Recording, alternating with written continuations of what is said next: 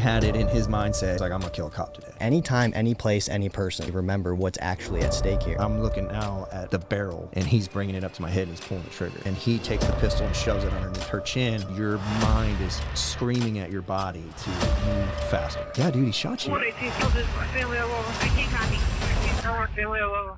We got crews coming.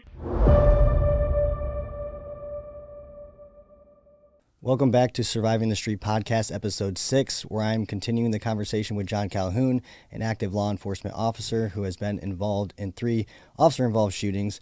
This is Part 2 of Episode 5, so it would be helpful to listen to Episode 5 first if you haven't already. And then, so fast forward August of 2014, same year. Yeah. What is that? 7 months later-ish? Yeah. I'll read the article real quick, and then you can kind of take it from there.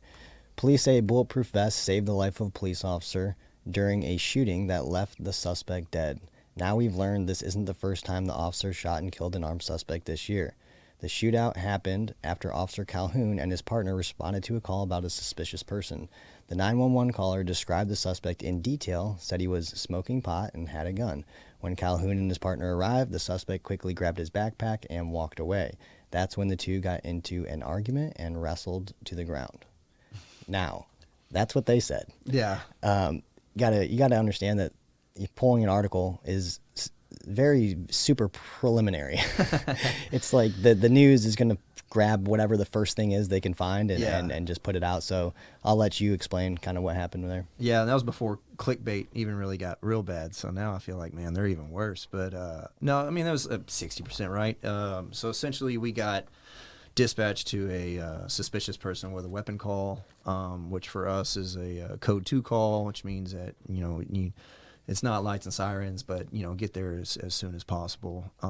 And so we just happened to be, another one of those instances where we were like a minute away, if that. And first call out of the gate, we worked evening shift. So that was 2 p.m. to 10 p.m. And I think this call dropped at like 2:30. And it was the exact opposite of the elements from January. It was actually, the heat index was like 112. And it was August 13th, 2014, and pull up there to the scene. And, we were always really good at handling our scenes. Like it was never, we never really escalated a scene or anything until it needed to be. And so she was really good at verbals and both English and Spanish. And so we had a situation kind of similar where it was like, suspicious person with a weapon a couple months prior, and we called it, the preacher with a pistol, because he had a Bible in one hand and a pistol in the other, and he was walking around in an apartment complex parking lot. Luckily, that one, he threw down the pistol the second we pulled into the complex, and my partner was able to talk to him verbally and get him in cuffs, no problem. So we were kind of like, hey, since we're so close. And also we knew that something was up because the call was very descriptive. Usually when we get a call, it's like, white male and all black, or black male and all black, or Hispanic male. And you're just kind of like, okay, man, like, if I find this guy is responsible for like 900 robberies and like, 1,000 shootings, it's because it's like, it's always kind of that generic description. And so this one was like, Hispanic male, white t-shirt, black backpack, camo hat, blue jeans, like standing at the bus stop. I'm like, dude, this is like so descriptive. And he says he's waving a pistol around at the bus stop. So pull up to the bus stop, and it was kind of our local area where a lot of our Hispanic, like kind of day laborers hung out, seeing if there's any jobs. And they hang out under this large oak tree. Well, at this point, there was a group of like probably, 8 of those Hispanic males, and they're all standing kind of at the far end of the bus stop as we're traveling by, just kind of going northbound, where we kind of loop into the parking garage just to the north and come back on the other end just to kind of get that tactical advantage, rather than just like stopping right next to this guy. Like we're like, hey, let's drive long, come around. We'll, I'll park the car kind of long at him. Well, she immediately gets out and she looks at the group of Hispanic males that are all kind of our local drunks and stuff. And they're all just kind of like slowly pointing to this guy, kind of like, oh, you might want to. And so we knew it was our guy, matched the description perfectly. And he's just standing there underneath the tree. Well, in between us, we're slowly closing distance, just walking up, and he's got nothing in his hands, nothing crazy going on, and he's just looking at us. And Partner is telling him in Spanish, you know, show me your hands, and he's just kind of looking at us with a confused look, like he couldn't hear right, and he's just kind of like, you know, he didn't understand. And so I'm just kind of watching him, and she's giving those commands as she gets out of passenger side, I get out driver's side, and we're continuing our approach forward. And then all of a sudden I realize there's a backpack like 10 feet in front of me and like another 10 feet in front of him, so it's kind of the halfway point. So when we start to close the distance, he then like just takes off sprinting and grabs that backpack real quick. And then now he takes off running the other way. So I'm like, oh, okay, guns in the backpack. Like this dude's, and of course, like I've been in, you know, plenty of foot chases at that point. So I was just like squirrel and just freaking take off running after this guy. Well, he wasn't that fast of a suspect. And so I was able to catch up to him in a couple of feet. And at that point we were pretty much right in front of the tree. So I just shove him in the back, and he bounces right off that oak tree. Drops the backpack. He comes to me chest to chest. And, you know, like I said, me being a little bit bigger stature, I'm just like, okay, I'm going to dump this guy. And so I just go to pick him up by the waist and go to kind of throw him on his head. And as I'm doing that, I'm just kind of like, I'm barely grabbing on a hold of him. And I haven't even like dropped my hips or anything, or, you know, gotten to get him on the ground or any of that. And then all of a sudden I just feel, pow. And I was like, oh, what was that? And I looked down at my side and I felt the vibration, but that's all I felt. So essentially I thought that he'd like cranked off a round past me, and it just happened to be so close to me, like that was a vibration I felt was from that round. And so I'm just like, was that a gun? And then my partner immediately, she starts yelling, gun, gun, gun. And then as I'm like kind of looking down, and then immediately I look back up, and then everything just turns into like we were swimming in molasses. Like, you can't move fast enough. And it was just like at that point where they say time slows down, it really does. And I think it's because your mind is screaming at your body to move faster. And it's just like, you can't. And I'm looking now at the barrel, and he's bringing it up to my head, and he's pulling the trigger. And so I was just like, he does have a gun. And so I swipe it. And when I swipe it, he cuts me across the nose, just a little nick right across the bridge of my nose with the front sight of the pistol. And just remember seeing black semi-automatic, and I was just like, ah, and then, you know, smack that. My partner, she then starts to like jump on his back, and then I go to grab, you know, both of them. I kind of get hands on both of them, and we both just go to the, you know, all three of us go to the ground. So she's like ripping his head off backwards, and she's like just like monkey on his back, got him. Well, he immediately takes the pistol, and she's like a little bit above him as far as how the stature was. You know, his head's kind of even with her chest, and then he takes the pistol and shoves it underneath her chin, and with both hands he starts pulling the trigger with both his right and left trigger fingers, and the gun's not going off. So I immediately was like, oh. And so I was like, I'm like I said, you can't move fast enough, man. And so I see that, and that's when I'm able to finally, like, I'm over his hips area, and I just remember his back was to me, and his shirt was up. And I remember seeing the small of his back, and I saw his spine. And it was just right there in front of me. And I yelled at my partner, hey, I'm going to shoot him. And I was like, I'm shooting him. And I mean, this is all like at the same, a draw, put the gun. And for whatever reason, I just remember, don't ever make contact. And so I just like drew it, put it to as small as back, popped off 2 rounds real quick. He goes limp. And then I'm getting ready to, like, you know, I kind of like pop, and then reassess real quick. And then I was like, if he's still fighting, I'm mag dumping. And so I pop, and then he immediately goes kind of limp, and she's able to, during the fight, she's still fighting over the gun the entire time. And during the fight, she's actually able to drop the magazine, and then also take the gun when he goes limp after I crank off my rounds, and then throws it out of his hand. So once we were done, you know, it's just one of those where it's like, you know, there's still work to be done. And so I just remember she's like spent, like she's like about to yak. And I think what it was is, man, like our adrenaline was it's the hardest adrenaline dump I've ever had. And I think that's kind of where her mindset was too, because she was just like spent, heavy breathing, all that. And I told her, you know, I was like, you know, hey, just put your hands on his head. And I just remember his arm, he was kind of like a recovery position, and his right arm was like straight out above him. And I was like, put your hands on his head and just drop your knees right here, and then just hold that, and let me reassess. And so I even remember, like, when I was doing all this, you know, and I still had my gun out, and he's like, you know, like I said, he's gone limp, and then I've got one arm, and she's resting her hands on his head, and just got knees down, and like that at least gives her a chance to catch a break and get some breath. And now I'm kind of reassessing, and I'm like, all right, what do we got? And then for whatever reason, and I've never told anybody this, but like I said, we're all, you know, being honest with everything, and we're realizing our mistakes, and I've learned from it. But for that brief second, I was like, all right, I'm gonna set this over here, and it was my pistol, and I just set it on the curb for a second, and I was like, let me set that over there, and like, cause my mind's on overload, and I was just like, what am I doing? And I was just like, I have a holster, so I it was there for like a half second, and then I was like, no, that goes here, and then I was like, okay, what else I got? And so I grabbed my cuff one hand.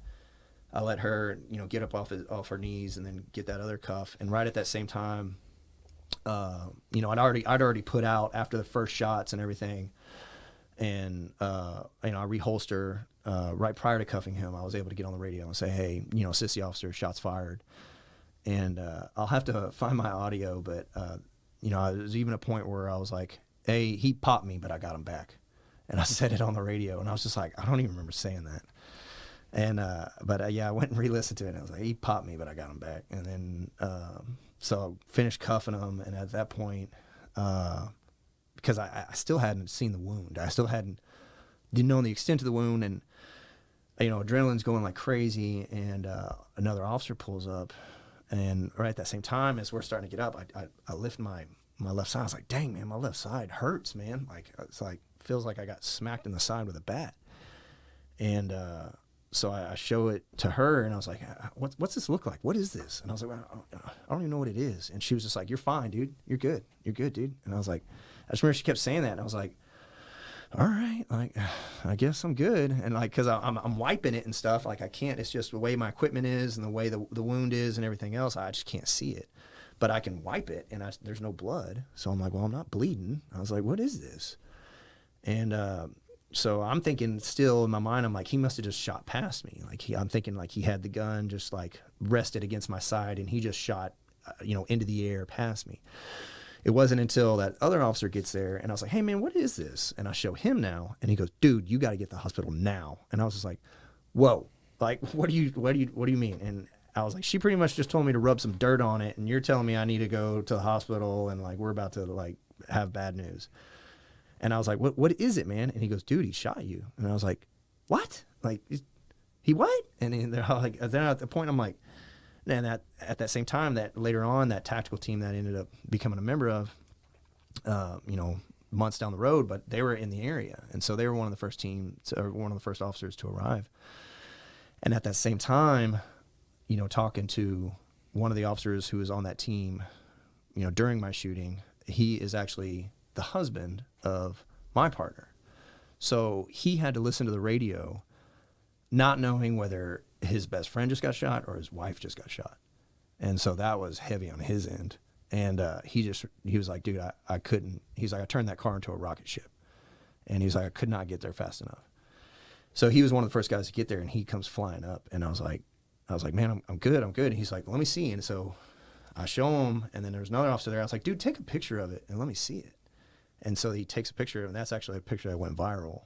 And it's like, now if you Google my name and all that, it's like one of the pictures is just of my side. And so he was like, they're like, yeah, dude, he shot you. And so I was like, oh, hell no. And like, they had to like take my belt off and stuff, because I was like, I'm ready to like toast this guy. Like, I was so mad. I was like, because I was just like, dude, I've never really put myself in that spot. You know, as an officer, you're just like, oh, I'm just a flatfoot beat cop, whatever. Like my uncle used to say, like, there's nothing. I never thought about being tactical. I never thought about being canine or SWAT or anything else. I just wanted to be a cop, and it was just kind of like, well, figure it out from there. And everybody else kind of had. I realized like I had a different mindset than everybody else in the academy, because they're all just like, oh, I want to do homicide. I want to be this or that or whatever. And I'm like, I don't know. I just want to get the job. Like, I was like, let me just go with it. And so, you know, later on, you know, getting back to that, I was just like, dude, I've never thought about this scenario. I've never thought, you know, about actually getting shot. You know, granted, I just got into a shooting 7 months prior, but now I'm shot, and I'm like, oh, dude, like, we're playing for keeps out here.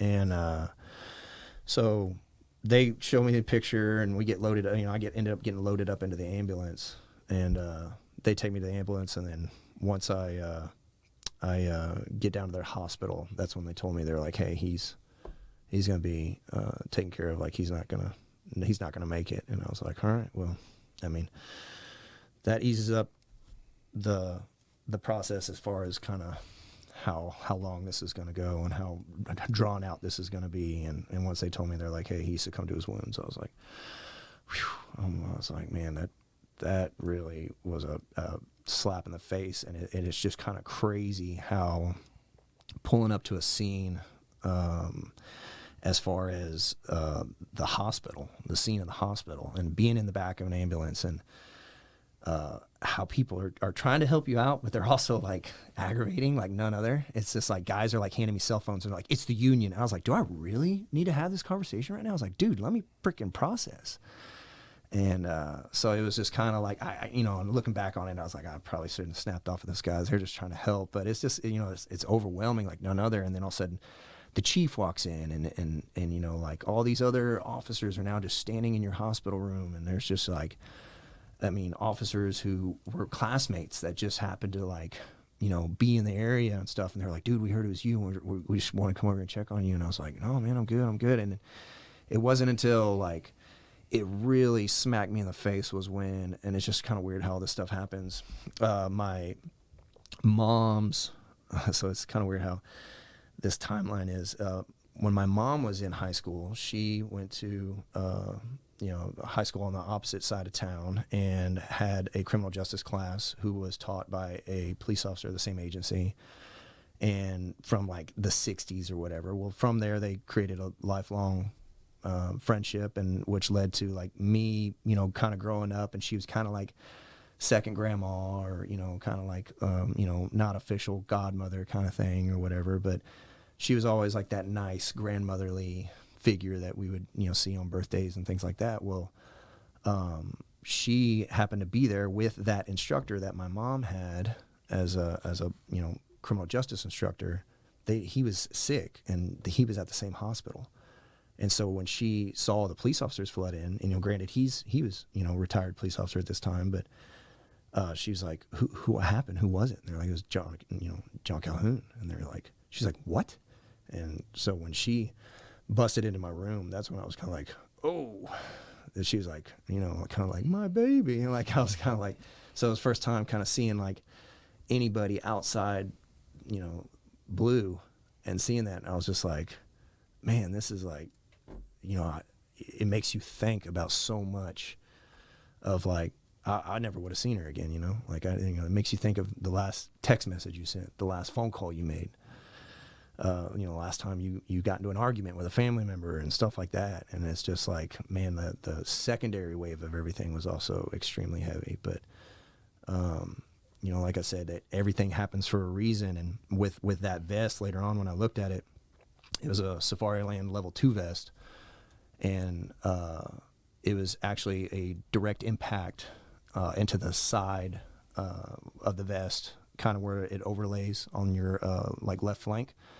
And they, Safariland and NIJ Standards, National Institute of Justice, who approves vests, they don't test within an inch of the edge of the vest.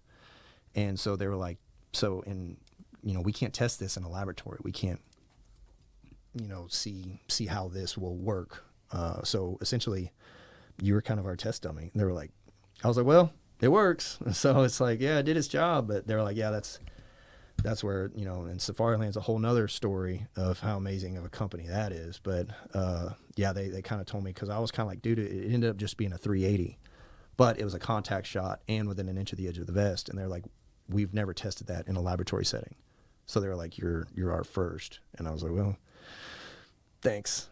So, yeah, if it couldn't have gone another millimeter below, or else it would have been in my gut.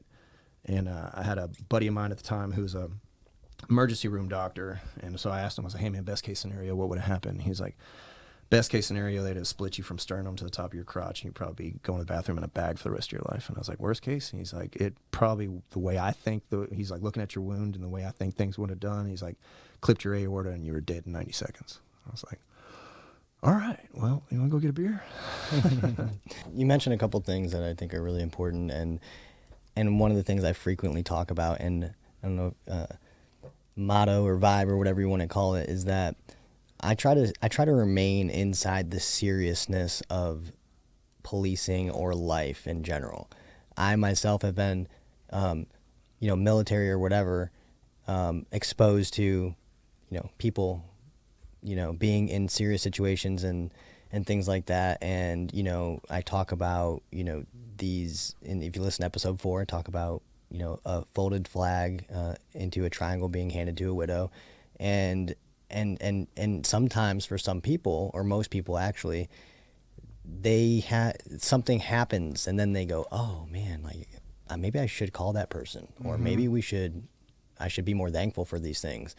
And so I try not to wait for that to happen to not regret, but have that feeling, and just try to live in the seriousness of the moment. Not saying don't have fun or whatever, but I think it's important in the back of your mind to ultimately remember what's actually at stake here. And that will help you, should motivate you to put in the time and the effort to understand the reality of this job and how fast things can happen. And every day that you leave you don't have no idea what's going to happen. Yeah. And in that call that you went to is I would say, like, that's an average call. Yeah. That's an everyday thing. And every day, every time someone goes to that call, the guy's GOA, he's not there. Yeah. They can't, hey, refer that to Metro because that's the bus stop or whatever. Yeah. So, it's just anytime, what I say is anytime, any place, any person, right? Until you have decided, based on the facts and circumstances that exist, that person is no longer, a threat or whatever, you have to try to think in that way, because if you don't, which is another episode I'm working on right now, while I'll talk about the most likely situations cops will be killed in and the type of person the officers are that usually get killed based on the FBI statistics. If you let your guard down, if you don't take it seriously, you are 1,000% more prone to being the officer who gets killed than the officer who sees things in the way that we kind of see them now, with time, distance, numbers. Hey, I should wait here, not push forward, making these critical decisions. And in that case, I've been in the same situation, I'm sure, and I would have done the same thing that you did. Guy's running. What do? We chase him. There's nothing, he hasn't done anything, right? But his gun wasn't in his backpack. Yeah. So what it ended up being is that when I shoved him in the back, I remember his face, like, just face planted right into that tree. And I was just like, dang, like, he didn't even try to put his hands up or anything to block himself. He just, boom, hit the tree. Well, I realized what it was is he was drawing the pistol from appendix. And then that's when he turned, he just shoved it right into my side. And not particularly in your case, but in other cases where there is more things going on to indicate the person is armed or they have a warrant or whatever is telling you this guy is a real bad guy. Because even in your mind, you even though, like, he's acting like, oh, I need to get away, that's telling you, okay, he's probably the guy. He could still not be the guy. I mean, he could have been there, had a warrant for something else, and he thinks that you're there for him, and you actually have the wrong guy. So in your mind, processing that in the moment is telling you, this is the person that we're here for. And so depending on the facts and circumstances that exist, and this from being on the tactical team and myself, is like every person that we go after, well, one, we already know they're bad or whatever, and they have felony warrants and they carry a gun. And we don't go up to those people like, hey man, put your hands behind your back. Right? Yeah. All of those people, we point our guns at them and we tell them get on the ground or whatever, put them in a compromising position before we move. And so, not to say that was even an option, and it wasn't in your case, but consider those, consider that factor if you are faced with similar facts and circumstances where there's other information that he has a gun or whatever. And, it's obviously better to be prepared sooner to engage somebody who's trying to kill you than it is to have to react even more far behind the curve. One of the kind of similar situations is, like, say you were running after somebody on a foot pursuit and you decided, I need to close distance. People have heard me talk about running with your gun and being a responsible officer, an adult when you're doing that, and knowing when to holster and come back out. And you're closing distance on somebody who's running from you, whatever they're running from, etc. That might be a situation, and I've actually talked to an officer about a similar situation he was in where he shoved the guy down. He was running with his gun, then he shoved the guy down, and then he went hands, and it was a major struggle with this guy. And I said, well, just think about it. An option is you're running after him, you shove him down. Now go ahead, go back on the gun, instead of struggling with him, and see what happens, right? At best, or, at most, you're prepared for a gunfight. And if it doesn't happen, then it doesn't happen, right? Yeah. Transition to the next thing. But you don't really want to end up in a position where you're struggling with the person, not knowing what they have, and now, you're fighting over control. And it sounds like the gun cut your nose or clipped your nose, and he was trying to pull the trigger, and then your partner dumped his magazine, right? Mm-hmm. And then he was also still trying to shoot. So did he have a round in the chamber still? Yeah, so what had happened is that when he actually originally shot me, he shoved the gun into my side. Well, it ended up knocking it out of battery. So it kept the spent casing in the chamber. So it never ejected that spent casing. So or else he would have smoked me on the second round, because he was pulling the trigger when he hit me in the face. And what it was is he was just coming down on a spent casing. There was no live round. Because by the time that I felt because that's the bummer of our profession, is that we're always reacting. He had it in his mindset. He's like, I'm gonna kill a cop today. And it's just, that day wasn't my day. But now I'm playing catch up. So not only am I just now registering, oh, okay, what was that? Oh, it was a gun. He shot me in the side. I'm looking back up. Now I'm looking down a barrel, and now he's trying to shoot me in the head. It's like I'm constantly, and that's where that fight or flight gets so intense that it feels like your time has slowed down. And so that's where I'm, luckily was able to start catching back up and regain the tactical advantage. But really, essentially the whole time is that since his gun malfunctioned, that was the only thing that really saved our lives that day. And it was 2 rounds in his lower back? Yeah, 2 rounds, 40 in the lower back.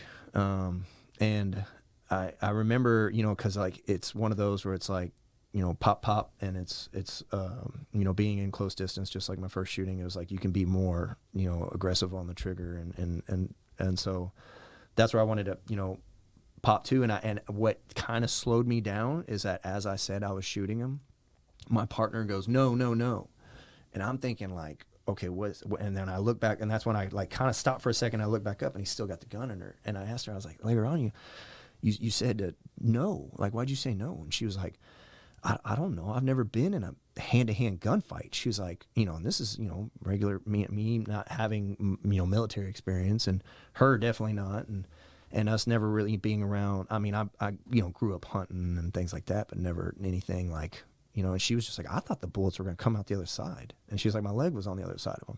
And so she was just like, it's not until I saw him, and then we saw the after effects and things like that.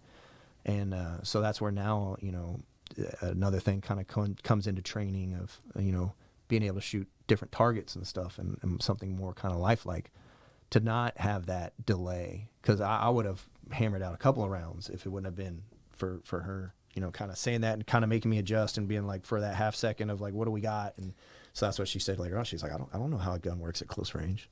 But I think that's fair, though. Like, in your position, you're telling her that you're making this decision. She's telling you not to, but you've already decided to do it. You're just letting her know. Yeah. And so you didn't go excessive with it because there was still that factor of hearing her say, don't do it, that you're like, well, why now? You know? And so I think that's reasonable and fair to say. There's no way that you could know why she's saying not to. Yeah. And that's definitely a unique situation to be in. Yeah.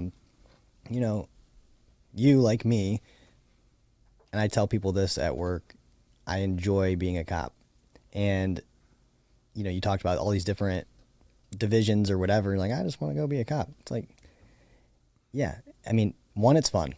Okay. There's no denying that. But the fact of the matter is, you're more likely to be killed on patrol.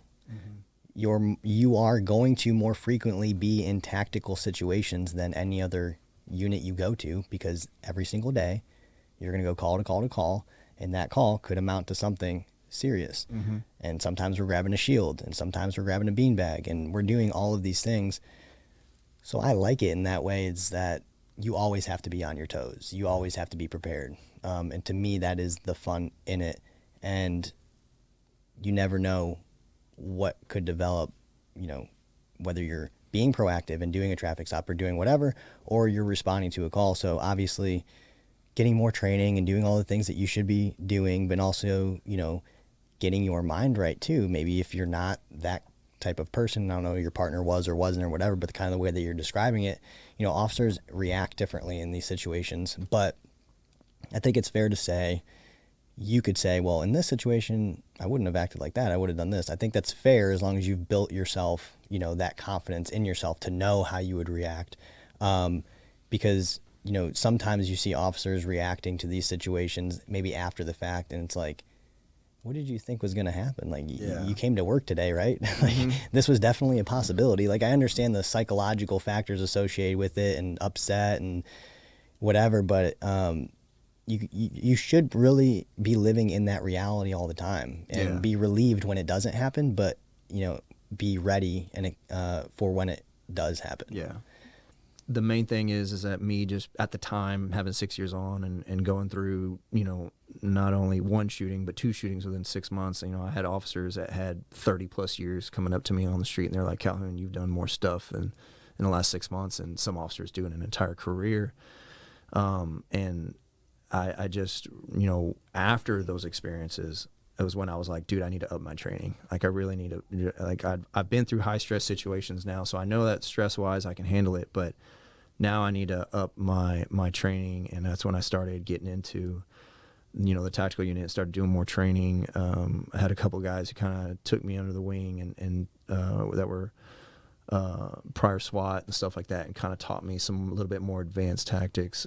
So then that's when I was like, man, I even need to, go out on my own and maybe take a class or two. And so that's nothing out of the norm nowadays, I feel like, and I feel like that's a good thing. Back in the day, it was like, you're doing what? You're spending money on a flashlight for your gun. You're spending money on, a holster that's not issued to you by the city. And it's like, nowadays it's like, yeah, you got to, like, you have to do these things. And so that's our hats off to guys like you and other groups that are being able to give officers like I was back in the day the opportunity to have more training than just kind of a regular patrol standard. And I think that falls back on personal responsibility and accountability, which you will always hear me talking about, because that's what this is all about. That's what this conversation is about.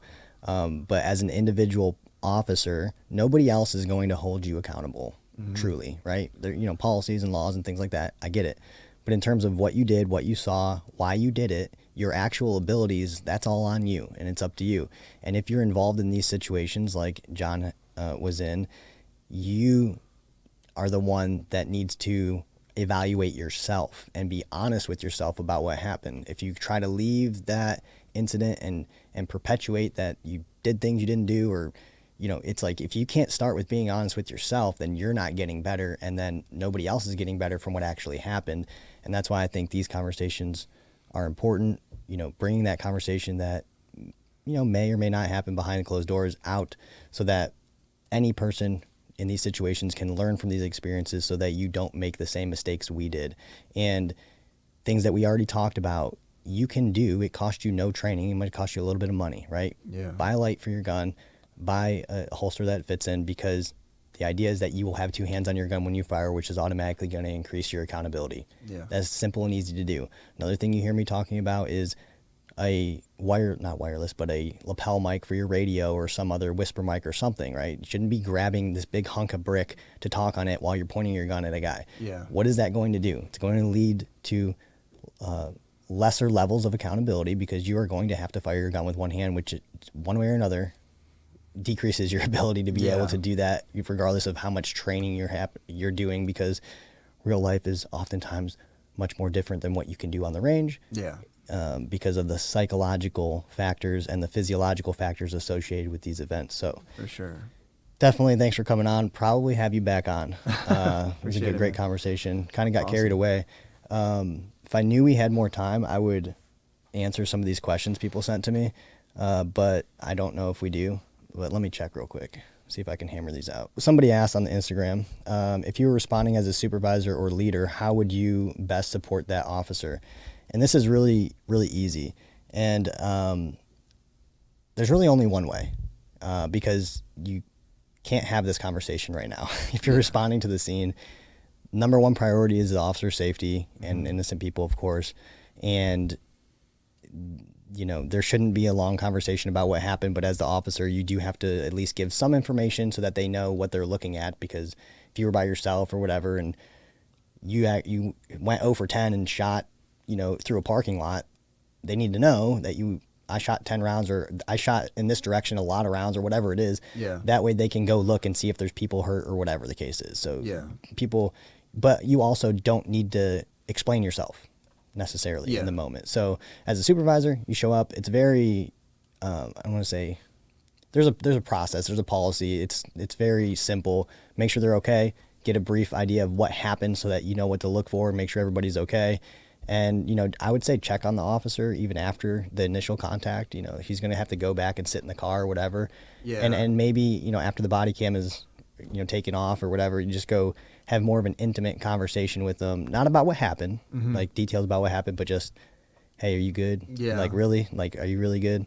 You know, and make sure you're keeping up with that communication for at least a little bit, I think would be helpful. Yeah, because there's a video I saw of from our agency, and it was an officer, he was a rookie, gets involved in a shooting, but the shooting occurred after they had a head-on collision. So not only was he in and it just kind of turned the corner, and they see the suspect vehicle rams them, gets airbags deployed, windshield cracked, all that, and then all of a sudden now they're going tit for tat, and the thing is that I noticed on that body cam that all the officers were going to immediately start rendering aid on the suspect, and it's like we've kind of gotten away from check on officer, check on civilians, check on suspect, and they came up to him, they're like, are you good? And then like all of a sudden he collapses in the grass shortly after. Well, because the dude just had a full-on car crash and then involved in a gunfight afterwards. And I was just like, why are we not checking on this guy? Well, then all of a sudden they get him up off the grass. Hey, go sit in the car. Now the dude starts having trouble breathing in the car, but nobody's checking on him because they went and closed the door, and now they're just handling the scene. It's like, okay, we need to assign an officer to this guy. Do you need some water? Do we need to make phone calls? Are you okay? Whatever. Because all of a sudden the dude, I think, you know, it's just, you hear on the body cam, he's having trouble breathing. He can't catch his breath to the point where he opens the car door. And then like, even like on the scene, like he starts kind of wandering around. Like at one point he's trying to process, he starts like searching the vehicle. So just grab him. And that's not a supervisor role. That's also just somebody who's a little bit more senior. Just grab him, throw him over there. Hey man, you stay with him, make sure he's good. Yeah, that's a good point. You know, other things could happen too that they don't notice, like you're saying right off the bat, besides safety related in terms of being shot or whatever. But maybe they left their phone in their patrol car and they're 3 blocks, and now they're in the car 3 blocks away from their phone. They can't contact their wife, and you know. Yeah. So, you know, just like you said, assigning somebody to them at least would mitigate any of those issues happening. Somebody asked if you were able to tell yourself at the start of your career some insight, what would it be? But I think we covered that ad nauseum in this thing. It's like, understand what will help you limit your mistakes, and some of that is related to gear, and then also exposing yourself to training, more realistic training, so that you can get an idea of what you can expect to happen in real life. It's pretty simple. For sure. This is funny, kind of. Fix blades for patrol. Valuable. I know a guy that literally was carrying a bayonet, that's a bayonet, a K-bar, and no. Yeah, no, dude, for as much as I've used my knife on patrol, I think I've used it more to open packages. So, well, that's it. I mean, you're not going to need it. Yeah, it's just. I don't know if anybody's ever even used one. If there's a case where an officer like had to use it because the guy had his gun or something, I don't know. Yeah, that'd be It's not necessary. It's more of a administrative tool. Yeah, that's like you do that. That's an exotic tag, I think is what. Yeah. Tag that one. I wouldn't spend a lot of money on it personally. Thanks for listening to the podcast. If you'd like to support Kinetic Concepts and Surviving the Street podcast, you can reach me on Instagram, kineticconcepts_group, and you can find more content on the YouTube channel, Kinetic Concepts_group. If you're looking for training in Texas or elsewhere, head over to kineticconceptsgroup.com and subscribe to the website to be notified for upcoming training. If you're looking to schedule training for your department, send me an email at instructors@kineticconceptsgroup.com. 118, so this family level. I can't copy. I can't family level. We got crews coming.